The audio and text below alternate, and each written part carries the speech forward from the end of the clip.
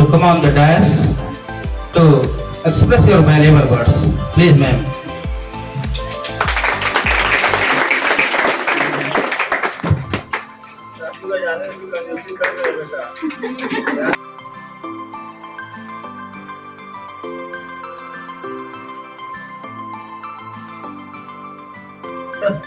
I welcome you all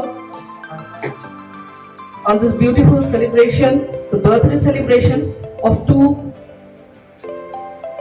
not only big, famous, but very pious souls of India, and as we are blessed to have them in our country.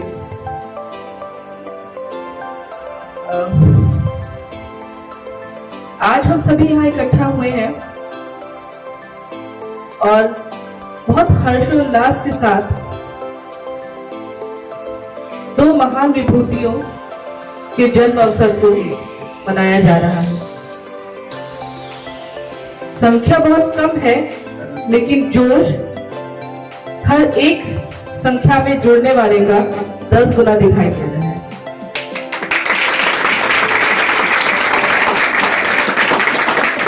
और ये संख्या ही बताती है कि कैसे जो एक लोकोक्ति है कि अकेला चना भार नहीं फोड़ सकता, वो गलत हो जाती है। कि इतनी छोटी सी संख्या आज जिस तरीके से कोरोना के कारण, कोरोना की गाइडलाइंस को फॉलो करते हुए हम लोगों को यहाँ पे सेलिब्रेशन के लिए इकट्ठा हुए हैं हम लोग, और जिस तरीके से मनाया है हम लोगों ने आज और मना रहे हैं, वो बहुत ही प्रशंसनीय है। सबने बताया है और हमारे सारे विद्व गुरुजनों ने आपको दोनों विभूतियों के बारे में, दोनों शख्सियतों के बारे में विस्तृत जानकारी दी है और हर अलग अलग पहलू से जानकारी आपको दी गई है। तो उस जानकारी के अलावा अब मैं और क्या बताऊं आपको। इस विचार के साथ मैं इस मंच पर आई हूं, तो मुझे लगता है कि हर वर्ष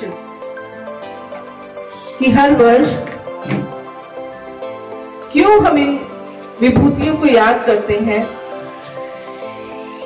शायद इसलिए कि कंप्यूटर में एक शब्द होता है रिफ्रेश करना।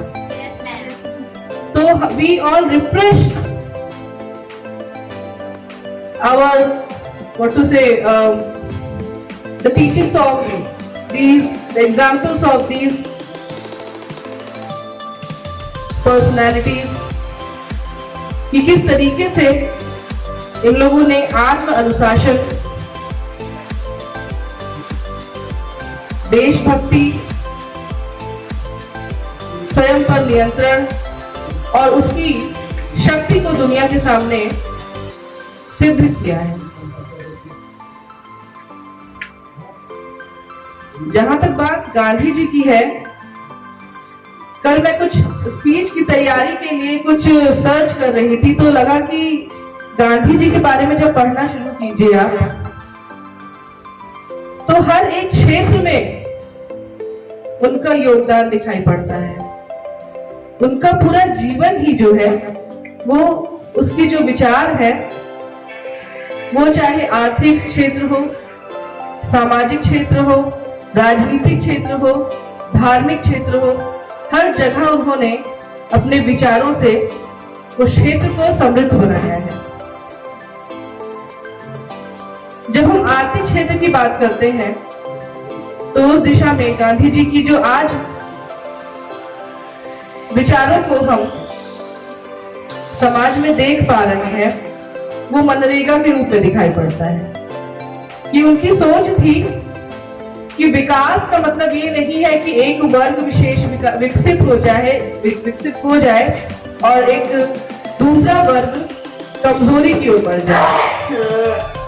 उनका विचार ये था कि हर किसी की बेसिक नीड्स जो है, जो बेसिक आवश्यकताएं हैं वो पूरी होनी चाहिए और तभी वो विकास में सहयोग कर सकता है। नहीं तो आधा देश विकसित दिखाई पड़ेगा, उजियारे से भरा हुआ दिखाई पड़ेगा और आधा देश अंधियारे से भरा भूख से तड़पता हुआ सोता दिखाई पड़ेगा। जब हम राजनीतिक क्षेत्र में आगे बढ़ते हैं उनके विचारों को देखते हुए तो उन्होंने राजनीति को धर्म से बांध दिया था। उन्होंने कहा था कि राजनीति और धर्म एक जैसे हैं और राजनीति धर्म से अलग हो नहीं सकती। जो धार्मिक है वही राजनेता है, क्योंकि वो न्याय को सर्वोपरि रखेगा, न्यायोचित चीजें करेगा, किसी के साथ अन्याय होने नहीं देगा। जब हम सामाजिक रूप से गांधी जी को देखते हैं तो देखते हैं कि गांधी जी ने समाज में व्याप्त बुराइयों को, जिनको आप जानते हैं, आप सभी जानते हैं कि एक रूपता नहीं थी, समरूपता नहीं थी, धर्मनिरपेक्षता नहीं थी, अस्पृश्यता थी, महिलाएं पढ़ाई में उतनी भागीदारी नहीं ले पा रही थी जितना आज स्थिति दिखाई पड़ती है मजबूत महिलाओं की। उनका योगदान दिखाई पड़ता है, उसमें कहीं ना कहीं गांधी जी सर्वोपरि दिखाई पड़ते हैं।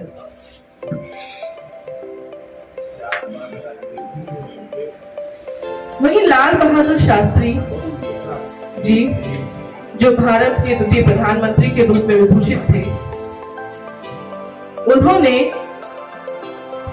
अपने नारों के माध्यम से हमें जीवन पर्यंत बहुत सारी शिक्षाएं ऐसी दी जिनको हम बहुत आसानी से अपने जीवन में उतार सकते हैं। सबसे विकास का जो सबसे सरल तरीका होता है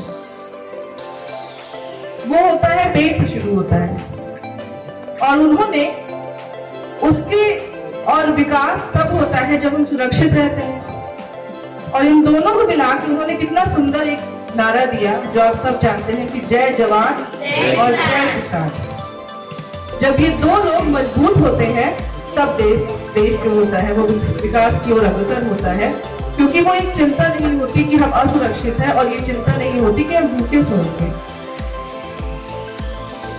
ऐसी शख्सियत थी ये सारी कि इनके एक बार कहने पर देश के लोगों ने एक वक्त का खाना, एक दिन एक वक्त का खाना छोड़ दिया था जब अमेरिका ने कहा कि हम आपको लाल गेहूं जो है वो नहीं देंगे। ये है सेल्फ डिसिप्लिन।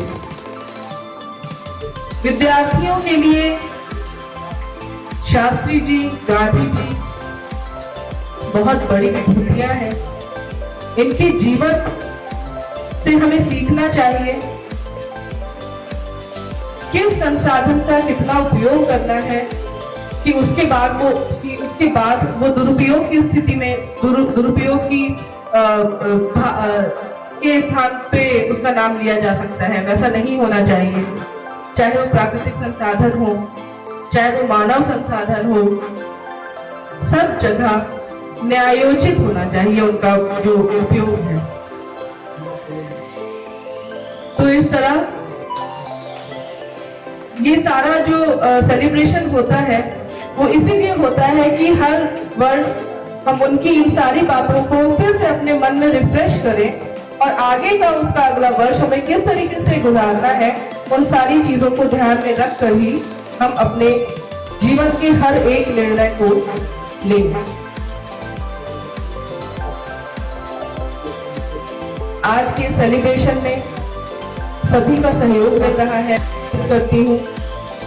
और इसके आगे ओपी सर आपको बताएंगे कि क्या आगे का प्रोग्राम है, और इन्हीं वचनों के साथ मैं अपनी वाणी को विराम देती हूँ।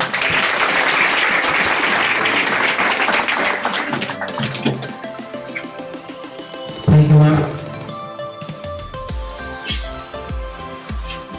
आज बहुत अच्छा लगा कि आप सभी लोग बिल्कुल मनोयोग से इस कार्यक्रम को सफल बनाने में जो योगदान दिया है उसके प्रति मैं आभार व्यक्त करता हूं, धन्यवाद करता हूं।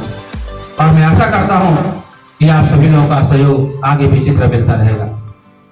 और मैं इन प्यारे बच्चों को भी धन्यवाद देता हूं जिन्होंने बहुत ही डिसिप्लिन में रहते हुए यहाँ के शब्दों को अपने मन में जो उतारा है उसके लिए भी धन्यवाद देता हूं सभी बच्चों को।